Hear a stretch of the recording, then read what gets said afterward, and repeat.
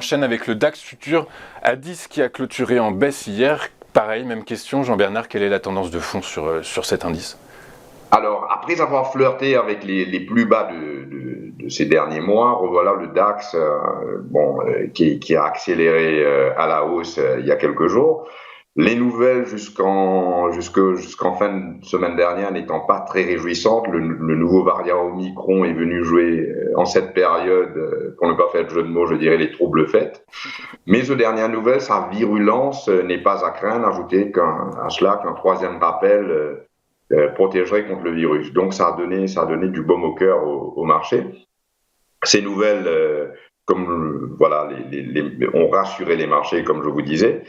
Et je parlais de la semaine dernière, la semaine d'avant aussi, je pense, la semaine précédente, de mon seuil d'alerte qui se trouve à 14 800 points. La cassure de ce niveau pourrait changer la configuration dans laquelle nous nous trouvons depuis quelques mois. Nous constatons aussi que l'accélération du tapering aux États-Unis a déjà été pricée, car c'est cette crise sanitaire qui demeure l'élément capable de rendre les marchés plus volatiles ou non.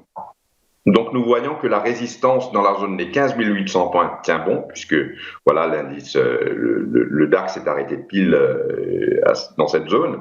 Donc c'est un seuil de résistance qui a bien fonctionné encore une fois. Et je dirais qu'afin de garder le momentum, l'idéal serait un pullback aux alentours des 15 500 pour tenter de transpercer les 15 800 cette fois. Mais voilà, en cette période de fin d'année, je ne parierai pas trop sur les grands mouvements, car je suis d'avis que ce sont les spéculations, les algos qui seront les plus actifs. À mon humble avis, il est difficile d'avoir une vision à long terme là, actuellement. Je préconiserai l'intraday. Le biais actuel est neutre, c'est-à-dire qu'on peut faire des allers-retours dans une tendance qui, pour moi, est toujours, on va dire, haussière, tant qu'on ne casse pas ce niveau des 14 800, donc on reste dans une stratégie. Là, pour le moment, on est neutre. Tant qu'on est en dessous des 15 800, si on cassait les 15 800, là, on passerait dans un biais haussier. Mais pour le moment, on peut faire des allers-retours, c'est-à-dire acheter sur des retracements et essayer de vendre sur des rebonds. Mais encore une fois, en étant très technique.